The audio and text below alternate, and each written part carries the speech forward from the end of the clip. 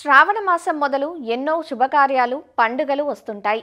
ఈ కాలంలో పూల వాడకం ఎక్కువగా ఉంటుంది. ముఖ్యంగా సంప్రదాయ వేడుకల్లో బంతిపూలకు అధిక డిమాండ్ ఉంటుంది. వినాయక చవితి, దసరా పండుగల్లో మండప అలంకరణకు బంతిపూలను ఎక్కువగా వాడుతుంటారు. గిరాకీ ఉన్న సమయానికి పూలు అందివచ్చేలా బంతి సాగు చేపడితే సాగు రైతుకు లాభిస్తుంది.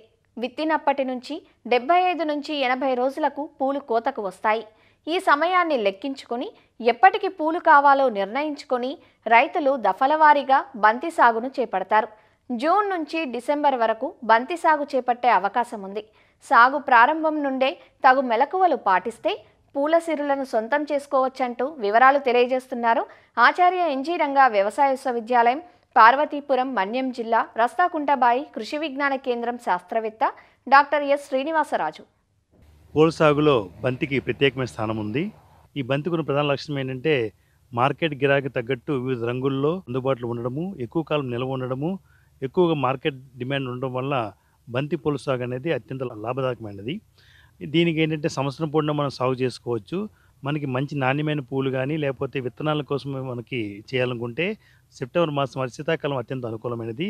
నేలలు చూసుకున్నట్లయితే ఉదయం సూచిక అనేది 6 నుంచి 7 ఉండాలి. అదేవిధంగా దీనికి మురుగునీరు సదుపాయం కలిగిన నేలలు అత్యంత అనుకూలమైనది. మనకి అన్ని నేలల్లో కూడా దీనికి అనుకూలంగా ఉంటుంది. అయితే ఈ విత్తనం మోతాదు, విత్తనం వెనుక చూసుకున్నట్టయితే దీంట్లో 2 రకాల బంతులు మనకి అందుబాటులో ఉంటాయి. ఒకటి ఆఫ్రికన్ బంతి, 2 ఫ్రెంచ్ బంతి అని చెప్పడం జరుగుతుంది. ఆఫ్రికన్ బంతి ఏంటంటే ఇవి చాలా ఏపుగా పెరిగి ఎత్తు పెరగడం జరుగుతుంది.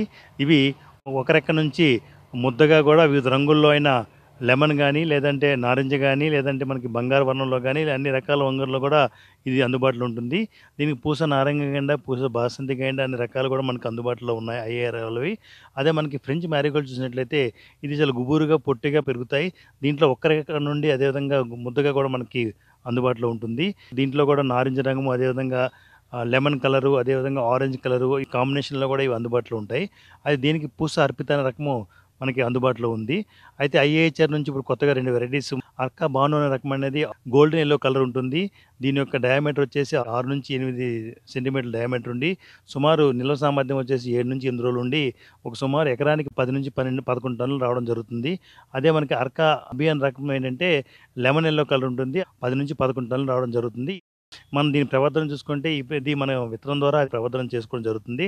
అయితే కమర్షియల్గా చేసుకునేటప్పుడు ఎక్కువగా విత్తనం ద్వారా చేయడం జరుగుతుంది. ఈ విత్తనం అనేది సుమారు ఒక ఎకరానికి 800 నుంచి సుమారు 1 కేజీ విత్తనం అవసరం అవుతుంది. దీన్ని చేసుకోవాలంటే మనం ముందుగా నారుమల్ రెడీ చేసుకోవాలి. నారుమల్ చేసుకోవడానికి ఒక చదరపు మీటర్ నారుమల్ చేసుకోవాలంటే దానికి 8 నుంచి 10 కిలోల చివికిన పశువుల ఎరువు వేసుకొని దాన్ని ఎత్తైన నారుమల్గా చేసుకొని 1 మీటర్ వెడల్పు మనకు అనుకూలమైన పొడవు మనం చేసుకుని దాంట్లో మనం ఈ విత్తనాలు వేసుకున్నట్లయితే మంచి నర్సరీ మేనేజ్మెంట్ చేసినట్లయితే మనకి 21 నుంచి 25 రోజుల్లో నారు మనకి రెడీ అవ్వడం జరుగుతుంది. ఈ ప్రధాన పొలానికి 2-3 సార్లు దున్నుకొని దాని తర్వాత చివికిన పశువుల ఎరువు వేసుకొని మనం దున్నుకోవాలి. దాంతోపాటు సుమారు ఒక 40 కేజీలు యూరియా, అదేవిధంగా 80 కేజీలు సింగిల్ సూపర్ ఫాస్ఫేటు, అదేవిధంగా ఒక 40 కేజీలు పొటాషియం కూడా మన ప్రధాన పొలంలో వేసుకొని అప్పుడు మనం బోధులను తయారు చేసుకోవాలి. ఈ ఆఫ్రికన్ బంతి పై చెప్పినట్టు ఏంటంటే ఇవి ఏపుగా ఎత్తుగా పెరుగుతాయి కాబట్టి 2 బోధుల మధ్య దూరం 40 సెంటీమీటర్లు, అంటే మొక్కకి దూరము ఒక 30 సెంటీమీటర్ల నుంచి 35 సెంటీమీటర్ల వరకు మనం పెట్టుకున్నట్టయితే బాగుంటుంది. అదే మన ఫ్రెంచ్ మ్యారీగోల్డ్ అయితే ఇది గుబురుగా పెరుగుతుంది కాబట్టి బోధకి 30 సెంటీమీటర్లు, మొక్కకి 20 సెంటీమీటర్ల దూరంలో వేసుకున్నట్లయితే చాలా బాగుంటుంది. నీరు ఏంటంటే తేమ ఆరకుండా, తేమ అందుబాటులో ఉండేటట్టు మనం తడిచ్చినట్లయితే మనకి చాలా నాణ్యమైన పూలు, అదేవిధంగా మంచి శాఖీయోత్పత్తి, అదేవిధంగా మంచి పూలు రావడానికి ఎక్కువ ఆస్కారం ఉంటుంది. ఈ ఆఫ్రికన్ బంతి ఏపుగా ఎత్తుగా పెరిగిపోతుంది కాబట్టి 40 రోజుల తర్వాత మనం పించింగ్ అంటే గిల్లినట్లయితే పక్క నుంచి కొమ్మలు రావడం వల్ల దానివల్ల దిగుబడి అనేది చాలా గణనీయంగా పెరగడం అనేది మనం గమనించడం జరుగుతుంది. రైతు సోదరులు గమనించాలి.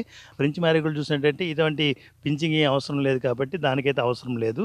సస్యరక్షణ చూసినట్లయితే రసం పీల్చే పురుగులైన పిండి నల్లి, తామర పురుగులు, పేను అనేవి ఎక్కువ ఆశించడం జరుగుతుంది. ఈ 3 కూడా రసాన్ని పీల్చి చెట్టుని నీరసింపజేసి మంచి పూలు రాకుండా, అదేవిధంగా పూలు వచ్చినా కూడా దాన్ని విడిపోకుండా రావడం జరుగుతుంది కాబట్టి డైమెథియేట్ అనే మందును 2 ml 1 లీటర్ నీటికి కలిపి పిచికారి చేసుకోవాలి. లేదా ఫిప్రిల్ మందును 2 ml 1 లీటర్ నీటికి, లేదా ఇమిడాక్లోపిడ్ మందు 0.3 ml 1 లీటర్ నీటికి కలిపి ఈ మూడిట్లో ఏదో మార్చి మనం ఈ రసం పీల్చే పురుగుని మనం సమర్థవంతంగా నివారించవచ్చు. పూలు ఎప్పుడు హార్వెస్ట్ చేసుకోవాలంటే ఒక 45 నుంచి 50 రోజుల తర్వాత నాణ్యమైన పూలు మనకి రావడం జరుగుతుంది. ఇప్పుడు పూలు కోసుకోవాలంటే మనం ఉదయం లేదా సాయంత్రం సమయంలో ఈ పూలు కోసుకోవడం అనేది చాలా అత్యంత అవసరము. పూలు కోసే ముందు మనం నీటి తడి ఇచ్చినట్లయితే కోసిన తర్వాత సుమారు ఒక 2-3 రోజులు ఎక్కువ నిల్వ సామర్థ్యం అనేది పెరగడం అనేది గమనించవచ్చు.